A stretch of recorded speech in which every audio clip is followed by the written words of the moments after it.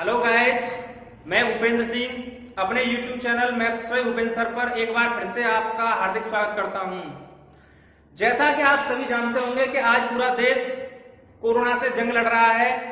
इसी बीच मेरे कुछ भाई बहन जो कि किसी कॉम्पिटिटिव एग्जाम की प्रिपरेशन कर रहे हैं, उनको पढ़ाई का माहौल नहीं मिल पा रहा है।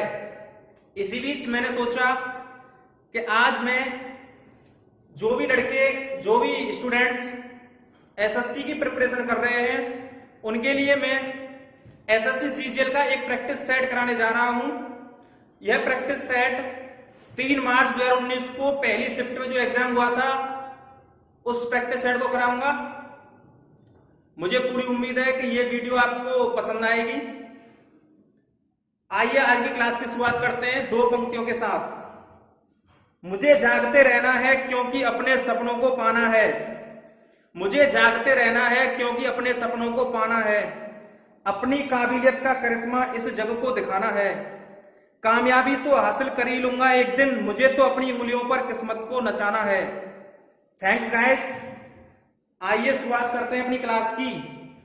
और सबसे पहले हम लेंगे पहला क्वेश्चन।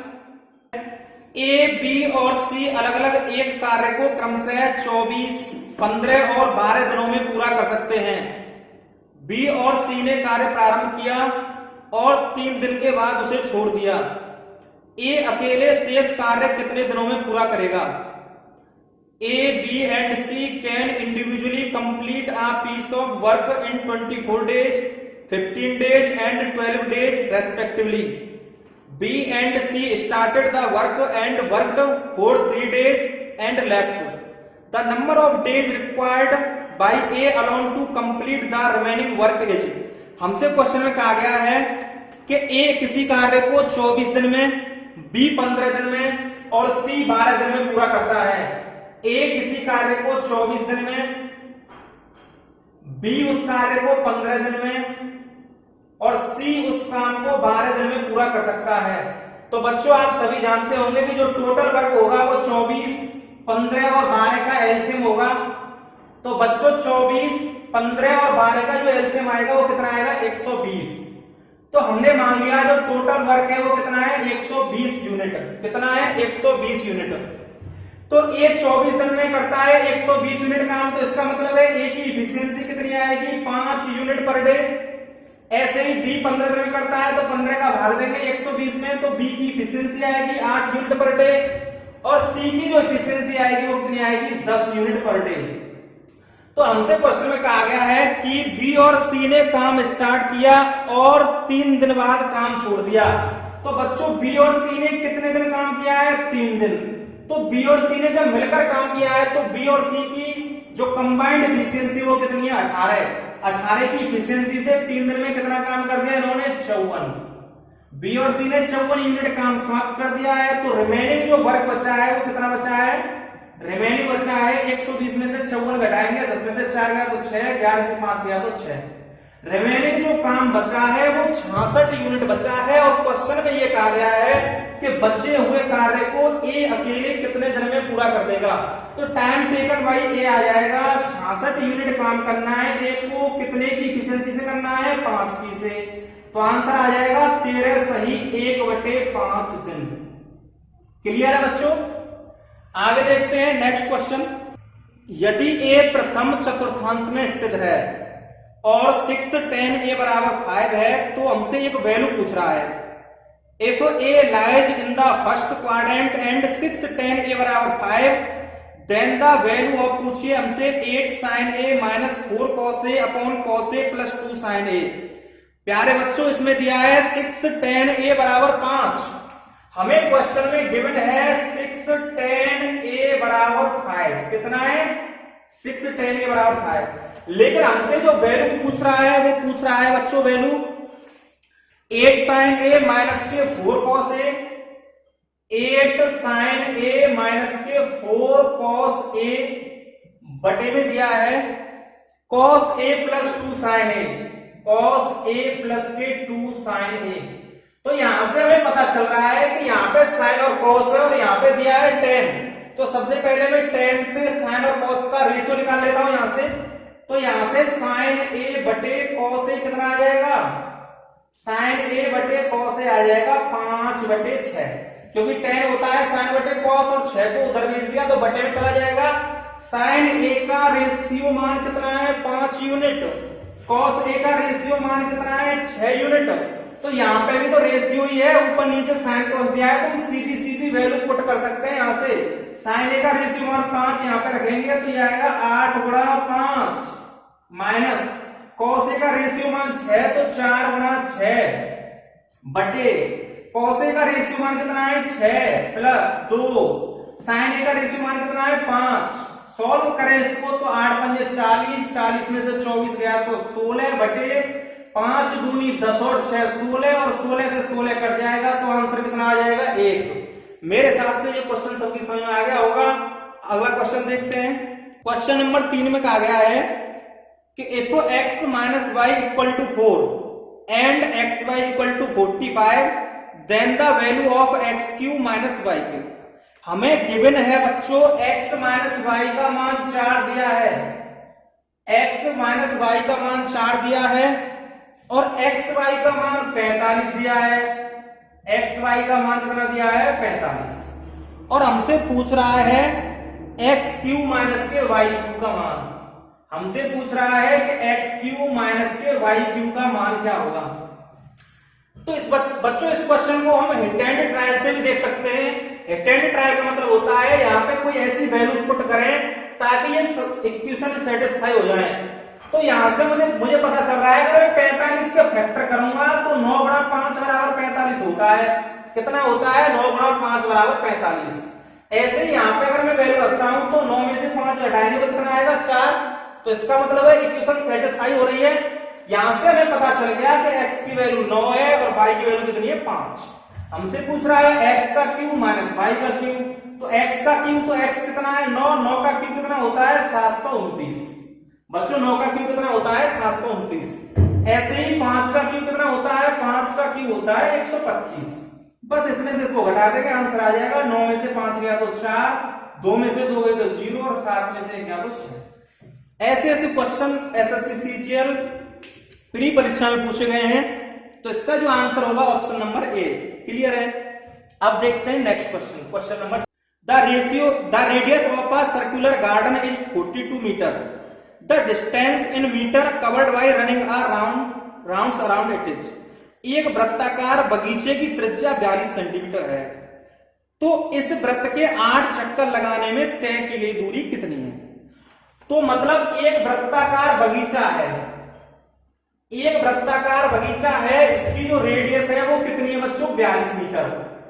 इसकी रेडियस है 42 मीटर। तो जब कोई इस वृत्ताकार मार्ग पर चक्कर लगाएगा, उद्यान के चक्कर लगाएगा, तो वो इसकी सरकमफेरेंस चलेगा। कितनी दूरी चलेगा एक चक्कर में सरकमफेरेंस के बराबर। लेकिन हम जानते हैं कि जब रेडियस 7 होती है, जब सर्किल की रेडियस 7 होती है तो सरकमफेरेंस डायरेक्ट याद रखा करो कितनी होती है 44। जब किसी सर्किल की रेडियस 7 मीटर होती है तो उसकी सरकमफेरेंस 44 मीटर होती है। लेकिन रेडियस कितना गुना है इसका 6 गुना। रेडियस अगर 6 गुना है 42 मीटर तो सरकमफेरेंस भी 6 गुना हो जाएगी 44 गुना 6।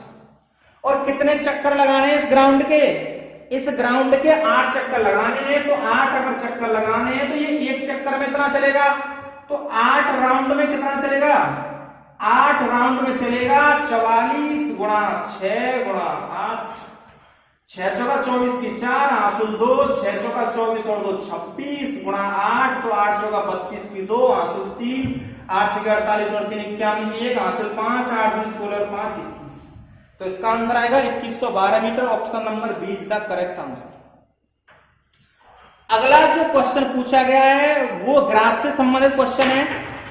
नेक्स्ट क्वेश्चन नंबर 5 देखते हैं कि दी गई तालिका में वर्ष 2012 से 17 के दौरान विभिन्न model A B C D E की उत्पादित कारों की कुल संख्या दर्शाई गई है, और तालिका का अध्ययन करके हमें एक क्वेश्चन पूछा गया, उसका उत्तर देना है। हमसे पूछा गया है कि 2015 में उत्पादित किस प्रकार की कारों की संख्या उस वर्ष में उत्पादित कुल कारों की संख्या का 20% है। तो तो 2015 में अगर कुल कार देखी जाए टोटल, तो उनकी उत्पादित संख्या 100 है। 2015 में जो कार बनाई गई है किसी कंपनी द्वारा, वो कितनी बनाई गई है? 100। बच्चों 2015 में कितनी कार बनाई गई है? 100। तो हमसे पूछ रहा है कि उस वर्ष में कुल कारों की संख्या का 20% पता लगाना है। तो बच्चों 100 का 20% कितना होता है? 20। 100 का 20% अगर 20 होता है तो हमें पता लगाना है कि 2015 में किस प्रकार की कारों की संख्या 20 है।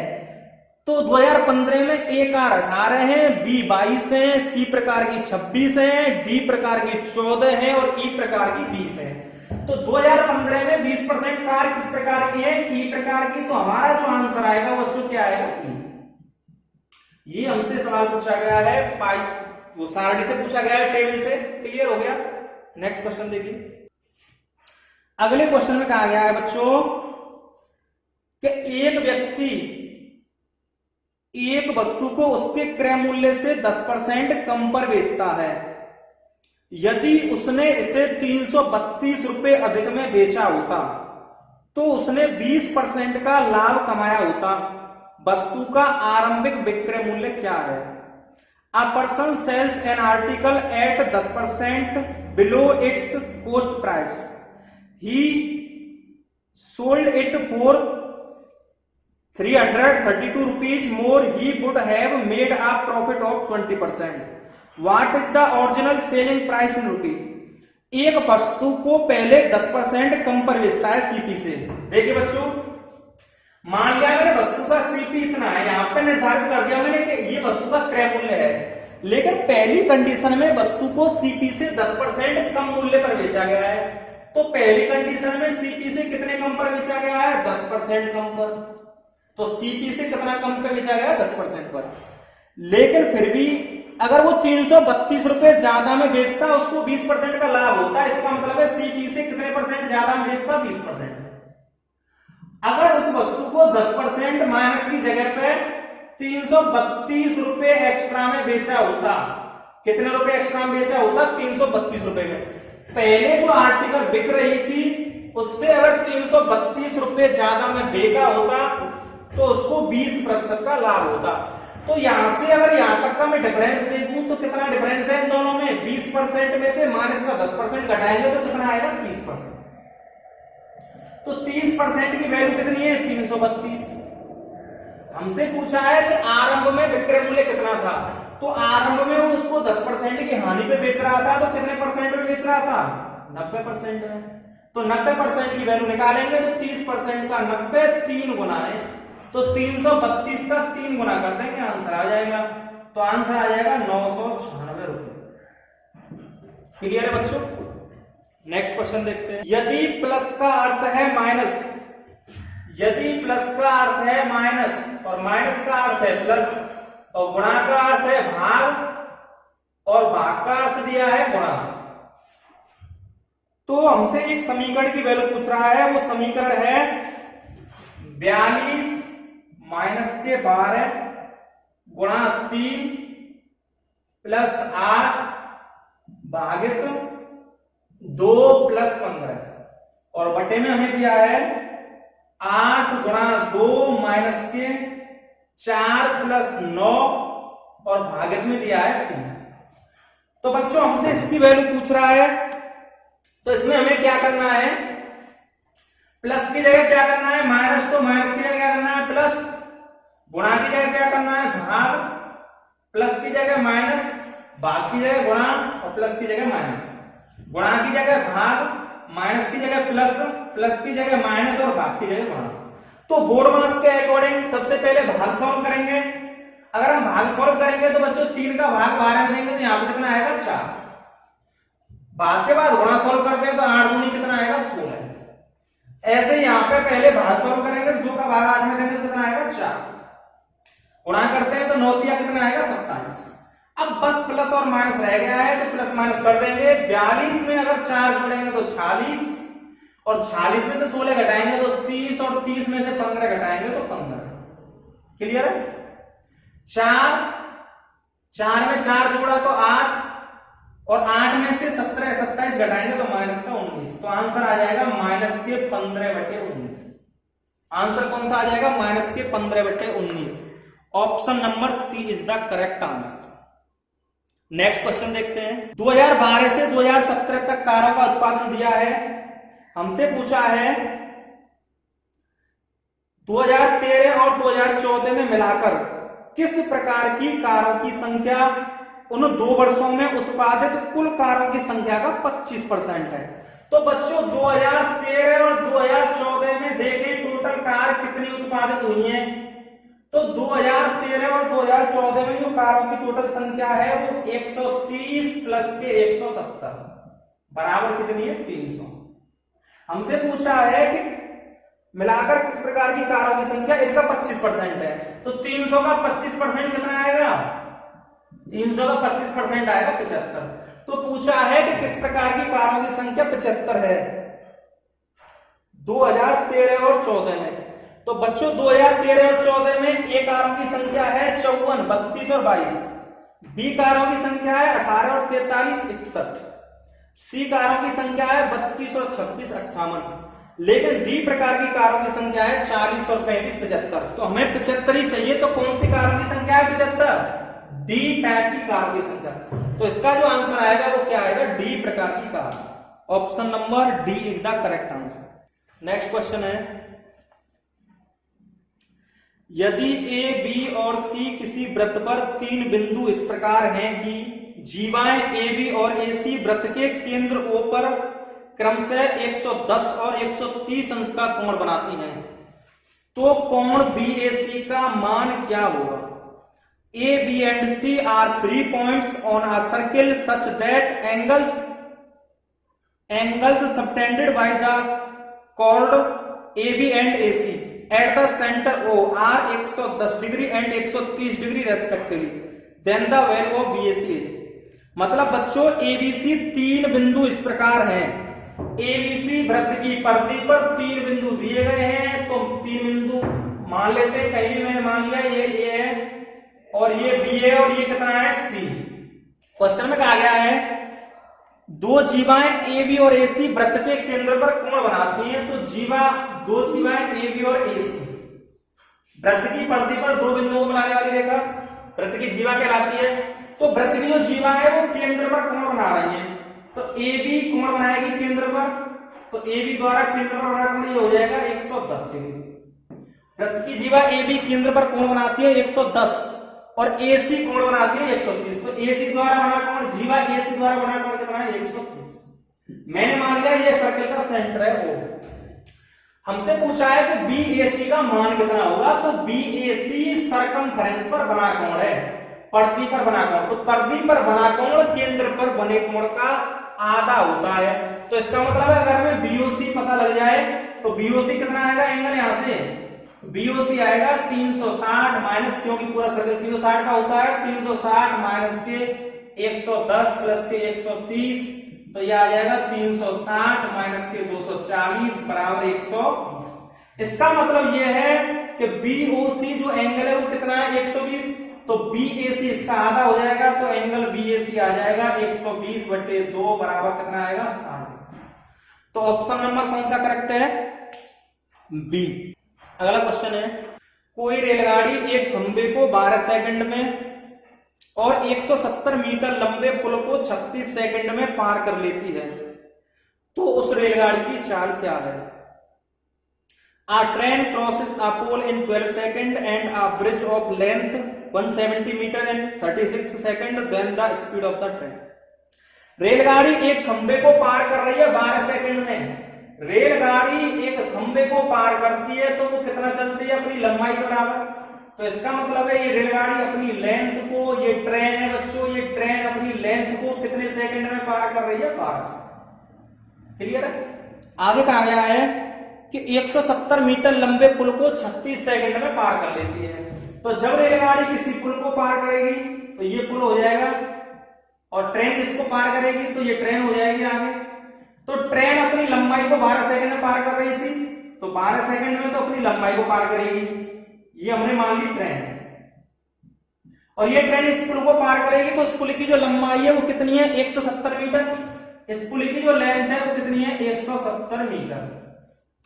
तो बच्चों जब ट्रेन अपनी लंबाई को पार कर रही थी तो 12 सेकंड में पार कर रही थी, लेकिन अपनी लंबाई और पुल को पार करने में वो लेती है 36 सेकंड। तो इसमें से अपनी लंबाई को पार करने में 12 सेकंड ले रही है, तो पुल को पार करने में कितने सेकंड ले रही होगी 24 सेकंड, क्योंकि 24 और 12 कितने हो गए 36।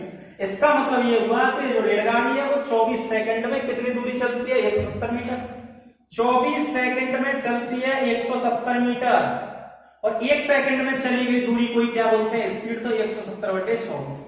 अगर किलोमीटर बटे घंटा में लाना है तो 18/5, 6 से काटेंगे 3 बार और 6 से काटेंगे 4, 2 से काटेंगे तो 2 अट्ठे 16, 2 पंजे 10 और 2 से कटेगा 2 बार, 3 पंजे 15 की 5, हासिल 1, 3 अट्ठे 24 और 1 25, बट्टे कितना आएगा 5 दूनी 10, तो आंसर आ जाएगा 25.5 किलोमीटर पर आवर। इसका मतलब है रेलगाड़ी की जो स्पीड है वो कितनी है 25.5 kilometre per hour. Next question देखते हैं। एक विद्यालय में विद्यार्थियों की कुल संख्या 640 है, जिनमें लड़कों की संख्या का लड़कियों की संख्या से अनुपात 5:3 है। यदि विद्यालय में और 30 लड़कियों का नामांकन किया जाता है तो विद्यालय में और कितने लड़कों का नामांकन होना चाहिए ताकि लड़कों की संख्या का लड़कियों से अनुपात 14:9 हो जाए। तो एक विद्यालय में टोटल विद्यार्थी 640 हैं, जिसमें बॉय और गर्ल का रेशियो है 5:3। तो विद्यालय में जो बॉय और गर्ल का रेशियो दिया है वो कितना दिया है 5:3।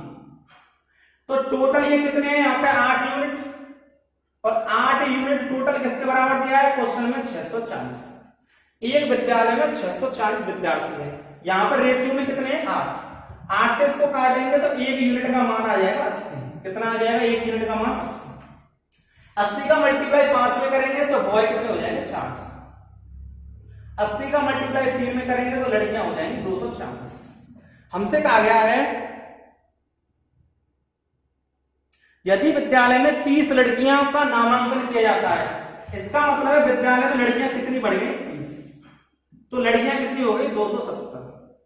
तो कितने विद्यार्थियों का नामांकन और किया जाए, तो हमें नहीं पता है कितने विद्यार्थियों का नामांकन किया है, तो हमने मान लिया x, ताकि यह रेशियो कितना हो जाए 14:9, ताकि ये रेशियो कितना हो जाए बाद में 14:9। तो हमें पता है लड़कियां बाद में कितनी हो गई है 270, तो 9 यूनिट का मान अगर 270 है तो 1 यूनिट का 30, तो 14 दिया कितना आएगा 20, तो लड़के कितने हो गए 420। भाई 9 का 30 गुना 270 है, तो इसी प्रकार से अब जो प्रेजेंट में लड़के हैं वो 14 का 30 गुना कितना हो जाएगा 420। वैसे भी लड़के 420 ही होते हैं, तो बताइए। तो देखो यहाँ पे 420 आया, तो इसका मतलब है लड़के पहले कितने थे 400x लड़कों का नामांकन किया गया, तो लड़के हो गए 420। तो कितने लड़कों का नामांकन किया गया 20, आंसर x बराबर 20। ऑप्शन नंबर कौन सा करेक्ट है सी। नेक्स्ट क्वेश्चन देखते हैं। इफ x की पावर 2a बराबर y की पावर 2b बराबर z की power 2c not equal to 0, x की पावर 2a y की पावर 2b बराबर दिया है z की पावर 2c, और आगे दिया है बराबर नॉट इक्वल टू 0, मतलब 0 के बराबर नहीं है, और हमें दिया है कि x स्क्वायर बराबर yz, x स्क्वायर बराबर दिया है yz। तो हमसे पूछा है ab plus bc plus ca बटे ab plus bc plus ca बटे bc का मान। तो बच्चों इसमें अगर हम इन दोनों इक्वेशन में देखें तो यहां पर कितने वेरिएबल प्रयोग किए गए हैं, 3 वेरिएबल x y z है, 3 वेरिएबल a b c है, और यहां पर भी कितने वेरिएबल हैं 3। तो इसका मतलब है 2 इक्वेशन दिए 6 वेरिएबल है, इसका मतलब है इन वेरिएबलों की जो वैल्यू होगी वो कुछ ना कुछ होगी। अगर हम पुट करके देखें यहाँ पे तो x का मान अगर मैं 1 मानता हूं, y का मान 1 मानता हूं, z का मान भी 1 मान लूं, ऐसे ही abc का 1 मानता हूं, तो ये तीनों 1 के बराबर हो जाएंगे, और यहां से भी 1 बराबर 1 हो जाएगा। लेकिन 1 मानने से ये प्रॉब्लम है जो 3 ऑप्शन है वो सब एक जैसे हो जाएंगे। जैसे पहला ऑप्शन है 3ac, अगर मैं a और c को 1 मान लूंगा तो ये ऑप्शन किस बराबर हो जाएगा 3 के। दूसरा ऑप्शन 3 दिया है, और तीसरा ऑप्शन दिया है 3ab, और चौथा दिया है 3bc। तो यहां से x बराबर अगर मैं इन सब की वैल्यू 1 मानता हूं तो हमें नहीं पता चल पाएगा कौन सा ऑप्शन सही है, इसीलिए मैं इनकी वैल्यू मान लेता हूं 2। कितनी मान लेता हूं? 2। मैंने मान लिया कि x बराबर y बराबर z बराबर a बराबर b बराबर c, क्या मान लिया मैंने? 2। लेट कर लिया, वैल्यू पुट से कर रहा हूं तो 2 की पावर कितनी हो जाएगी? 4 16, 2 की पावर 4 16, 2 की सब बराबर हो जाएंगे जो कि 0 के बराबर नहीं है। ऐसे ही यहां पर भी कितना आएगा? 4। अगर मैं ये वैल्यू इसमें पुट करता हूं तो 2 दूनी 4 प्लस 4 प्लस 4 बटे कितना आएगा? 4। 12 बटे 4 कितना आएगा? 3। अगर मैं ऑप्शन देखें तो पहला ऑप्शन है 3ac। 3ac अगर पहला ऑप्शन है तो ए और सी कितना माना था मैंने? 2। तो 3 चौका 12, हमारा आंसर आ रहा है 3, तो ये ऑप्शन गलत। बी ऑप्शन है 3, तो 3 इज द करेक्ट आंसर। तीसरा ऑप्शन दिया है 3ab, ये भी गलत होगा क्योंकि ए की वैल्यू 2, बी की वैल्यू 2, 2 2 4 दिया 12, तो कौन सा ऑप्शन सही है? बी। नेक्स्ट अगले क्वेश्चन में कहा गया है यदि किसी आयत की लंबाई 40% तक बढ़ा दी जाती है और चौड़ाई 20% तक घटा दी जाती है तो आयत का क्षेत्रफल x% बढ़ जाता है, तो x का मान क्या है? हम सभी जानते हैं कि आयत का जो एरिया होता है वो लंबाई और चौड़ाई के गुणनफल के बराबर होता है। लंबाई बढ़ा दी गई 40% और चौड़ाई घटा दी गई है 20%, तो इस प्रकार जो एरिया बढ़ा है वो कितना बढ़ा है? x%। तो हमें इसे x की वैल्यू पूछ रहा है। तो जब दो संख्याओं में लगातार चेंज हो रहा है तो इसको बोलते हैं सक्सेसिव चेंज। तो सक्सेसिव वाला मेथड लगा देंगे यहां पे। सक्सेसिव का मतलब है कि एक संख्या को अगर x% बढ़ाया जाता है, दूसरी को y% घटाया जाता है, तो क्या आता है? x माइनस y माइनस के xy बटे 100।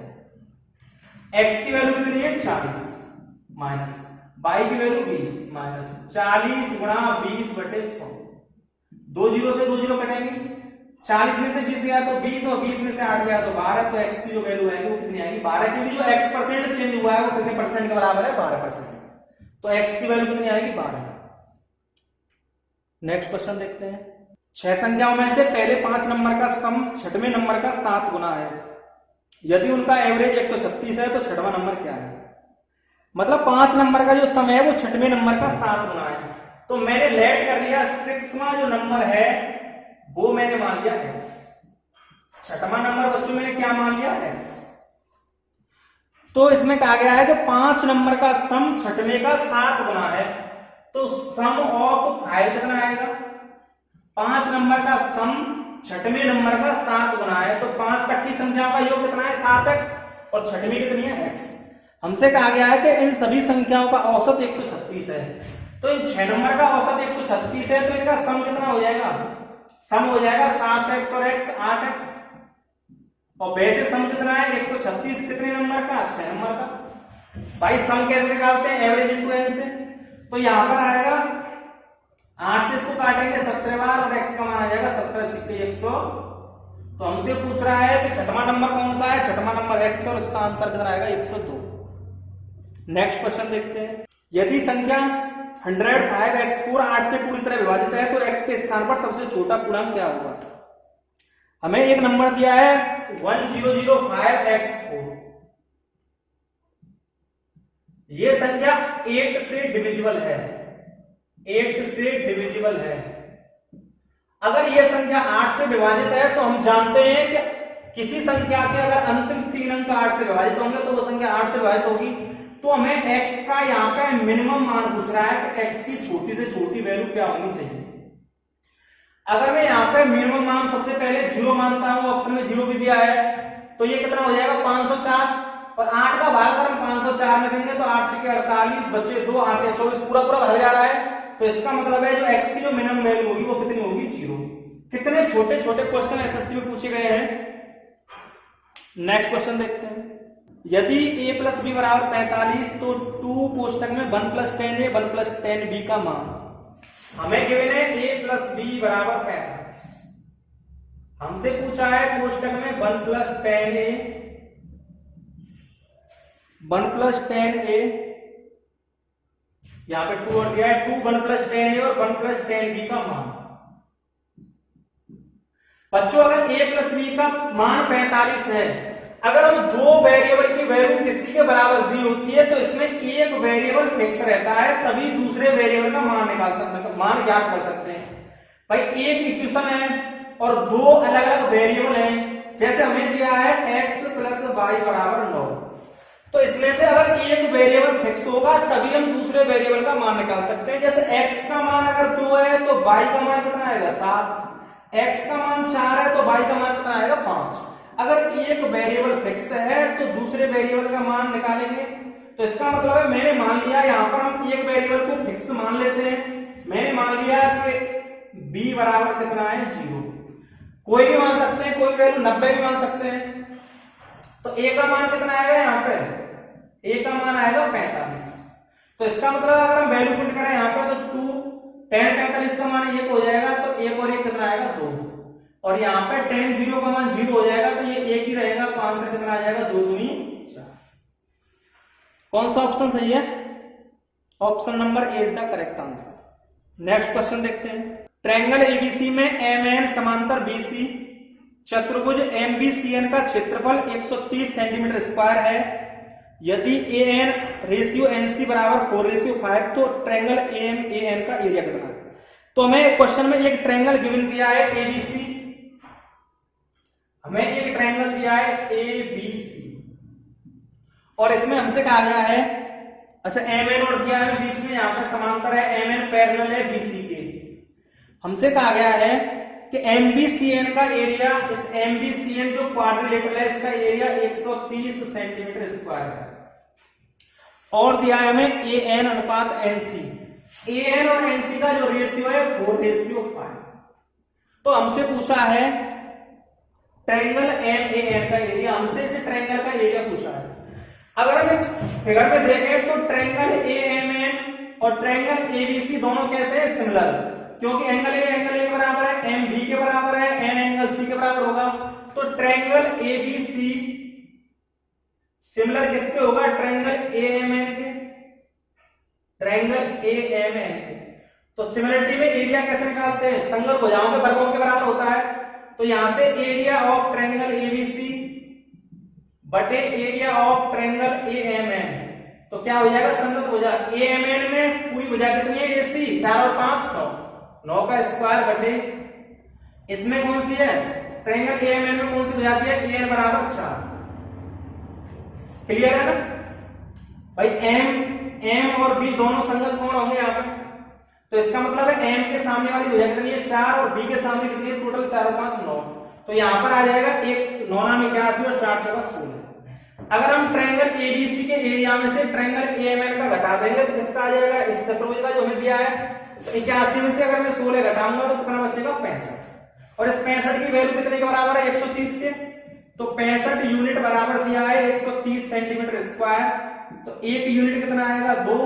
हमसे इस ट्रायंगल का पूछा है एएमएन का, और इस ट्रायंगल का एएमएन का एरिया कितना है? 16। तो 16 यूनिट कितना आएगा? 32 सेंटीमीटर स्क्वायर। तो इसका जो आंसर होगा वो 32 सेंटीमीटर स्क्वायर होगा। अगला क्वेश्चन दिया है, एक दुकानदार वस्तुओं का मूल्य इस तरह से अंकित करता है कि अंकित मूल्य पर 28% की छूट देने पर उसे 12% का लाभ होता है। यदि अंकित मूल्य 224 रुपए है तो वस्तु का क्रय मूल्य ज्ञात कीजिए। पिछली क्लास में मैंने प्रॉफिट एंड लॉस का बेसिक कंसेप्ट समझाया था, तो वहां पर मैंने एक रेशियो निकाला था। मतलब मैंने तुम्हें एमपी और सीपी का रेशियो निकाल के बताया था, अगर हमें डिस्काउंट परसेंट दिया हो और हमें प्रॉफिट दिया हो। तो इस क्वेश्चन में कहा गया है कि 28% की छूट देने पर भी 12% का लाभ है।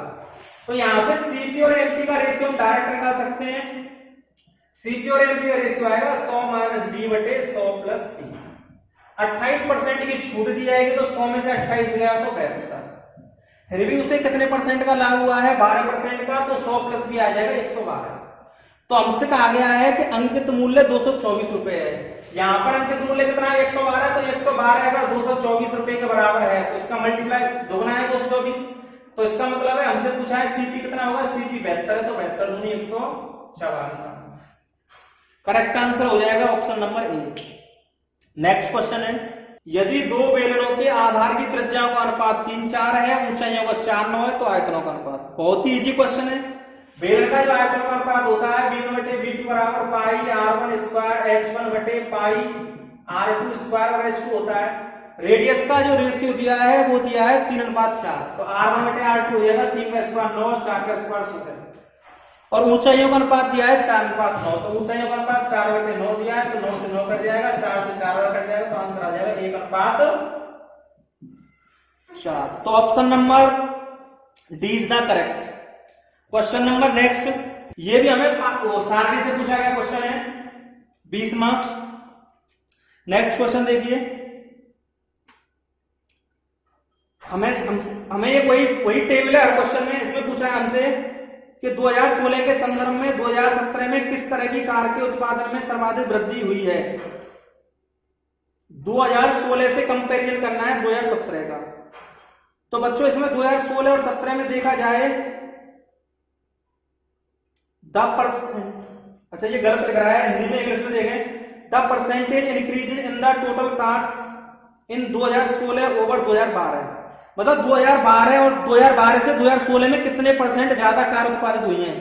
तो बच्चों 2012 में टोटल कार है 2012 में टोटल कार है 120 और 2016 में टोटल कार है 2016 में टोटल कार है 180। तो कितने परसेंट ज्यादा उत्पादन हुआ है 2016 में? 60 का ज्यादा उत्पादन हुआ है, कितने में? 120 में। तो परसेंट आएगा, परसेंट वृद्धि 60/120 गुणा 100, 60 से कटेगा 2, 2 से कटेगा 50। तो आंसर उसने पूछा है कि 2012 की तुलना में 2016 में कितने परसेंट कार ज्यादा उत्पादित हुई है। तो कितने परसेंट ज्यादा हुई है उत्पादित? 50%। Option number C is the correct answer.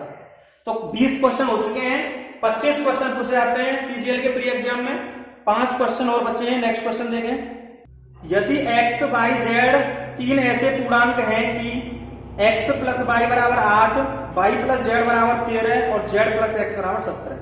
हमें दिया है x + y = 8, y + z बराबर दिया है हमें 13 और z + x का मान दिया है 17।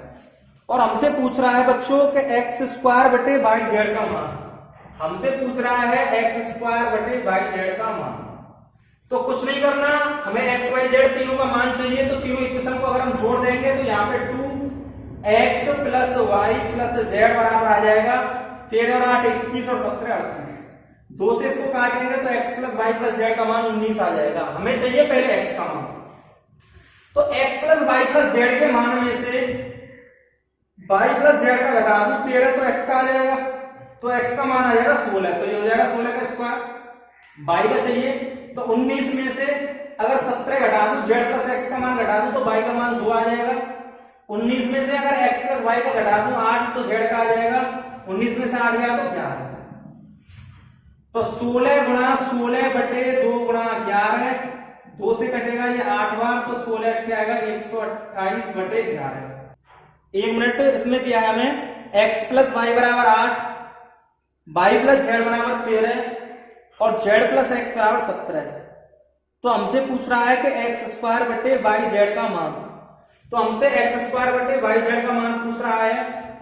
तो x की वैल्यू अगर मैं निकालूं यहां से, तो x की वैल्यू निकालने के लिए 19 में से 13 घटाएंगे तो 6 आएगी। सॉरी यहां मिस्टेक हो गई है। तो x की वैल्यू 6 आएगी, तो 6 का वर्ग आएगा 36/2 × 11, 2 से कटेगा ये 18 बार, तो आंसर आएगा 18/11। 18/11 आंसर आएगा। Option number D is the correct. Next question है, त्रिभुज एबीसी का क्षेत्रफल 44 सेंटीमीटर स्क्वायर है। यदि डीबीसी का मध्य बिंदु है और ईएबी का मध्य बिंदु है तो त्रिभुज बीडीई का क्षेत्रफल सेंटीमीटर स्क्वायर में क्या है? The area of triangle ABC is 44 centimetre square if D is the midpoint of BC and E is the midpoint of AB, then the area in square centimeter of triangle BDE is। त्रिभुज ABC का क्षेत्रफल दिया है हमें, कोई given है, हमें triangle दिया है ABC, हमें ट्रायंगल दिया है ABC। इसमें कहा गया है हमसे कि D BC का मिड पॉइंट है। D अगर BC का मिड पॉइंट है तो D हमने BC का मिड पॉइंट मान लिया। E AB का मिड पॉइंट है, AB का मिड पॉइंट दिया है E। तो ट्रायंगल बीडीई का एरिया पूछा है, बीडीई का, जबकि हमें ट्रायंगल एबीसी का एरिया दिया है। अगर ये डी मिड पॉइंट है तो ये 1:1 में बांटेगा, अगर ई मिड पॉइंट है तो ये भी 1:1 में बांटेगा। क्लियर है ना? तो यहां पे अगर हम दोनों ट्रायंगल की बात करें तो दोनों ट्रायंगल कैसे होंगे? सिमिलर। तो सिमिलरिटी से अगर हम देखा जाए, देखें triangle ABC, triangle ABC similar होगा किसके? ट्रायंगल ईबीडी के, ट्रायंगल ईबीडी के। और सिमिलरिटी में हम इनका एरिया कैसे निकालते हैं? Area of triangle ABC, area of triangle ABC बटे एरिया ऑफ ट्रायंगल ईबीडी संगत भुजाओं के वर्गों के बराबर होता है। तो संगत भुजाओं के वर्गों के बराबर होता है एरिया। तो यहां पर अगर पूरे ट्रायंगल एबीसी की बात करूं तो सी के सामने कितना है? सी के सामने कितना है? एक और एक दो, तो दो का स्क्वायर बटे, ऐसे अगर ट्रायंगल ईबीडी की बात करूं तो डी के सामने रेशियो कितना है? एक, तो बटे में आएगा एक का स्क्वायर, तो ये आ जाएगा 4/1। तो हमें यहां पर दिया है एबीसी का क्षेत्रफल 44, पूरे ट्रायंगल का क्षेत्रफल 44 है, तो 4 यूनिट अगर 44 के बराबर है तो 1 यूनिट कितने बराबर हो जाएगा? 11। तो 11 centimetre square is the answer. Option number A is the correct. Next question देखते हैं। साधारण ब्याज पर किसी वार्षिक ब्याज दर प्रतिशत से 4300 रुपए की राशि 2 वर्ष में बढ़कर 4644 रुपए हो जाती है। कौन सी राशि साधारण ब्याज द्वारा इसी ब्याज दर पर 5 वर्ष में बढ़कर 10,104 रुपए हो जाएगी? 43,000 rupees became 46,044 in 2 years at simple interest, and the principal amount that will become 10,104 rupees in 5 years at the same rate of interest. साधारण ब्याज की किसी दर पर 4300 रुपए की राशि 2 साल में 4644 रुपए हो जाती है। इसका मतलब है 4300 रुपए की राशि 2 साल में 4644 रुपए हो जाती है। तो इसका मतलब है 2 साल में कितना ब्याज मिलेगा? 2 साल में जो ब्याज मिलेगा वो कितना मिलेगा? 344। तो बच्चों यहां से हम 2 साल के लिए रेट ऑफ इंटरेस्ट निकाल सकते हैं। तो 2 साल के लिए अगर हम रेट ऑफ इंटरेस्ट निकालें तो 344 रुपए ब्याज मिला, कितने पर मिला? 4300 पर, और गुणा 100%। 2 जीरो से 2 जीरो कट गए, 43 का भाग अगर इसमें दूंगा तो यह आ जाएगा 8%। अगर 2 साल के लिए ब्याज की दर 8% है, 2 साल के लिए अगर ब्याज की दर 8% है, तो 1 साल के लिए कितनी हो जाएगी? 4%। क्लियर है? हमसे पूछा गया है बच्चों कि इसी रेट पर 5 वर्ष में यह धनराशि 10,104 हो जाएगी। कितने सालों में? 5 सालों में। अगर 1 साल के लिए रेट ऑफ इंटरेस्ट 4% है तो 5 साल में कितनी हो जाएगी रेट ऑफ इंटरेस्ट? 20%। अगर 20% का फ्रैक्शन देखूं तो कितना आएगा? 1/5। तो 5 यहाँ पर प्रिंसिपल हो जाएगा, ये इंटरेस्ट हो जाएगी, तो अमाउंट कितना हो जाएगा? 5 और 1 6। तो ये राशि 5 साल में कितनी हो जाती है? 5 साल में ये राशि 10,104 हो जाती है। इसका मतलब है 6 यूनिट की वैल्यू किसके बराबर है? 10,104। 1 यूनिट की वैल्यू निकालें तो 6 एकम 6 बचे 4, 41, 6 36 बचे 5, 50, 6 48 और 6 चौका 24। हमसे पूछा है प्रिंसिपल कितना है, तो 5 यूनिट की वैल्यू पूछ रहा है। 5 चौका 20 की 0 हासुल 2, 5 8 40 और 2 42 की 2 हासुल 4, 5 6 30 और 4 34 की 4 हासुल 3, 5 एकम 5 और 3 8। तो आंसर आ जाएगा 8,420।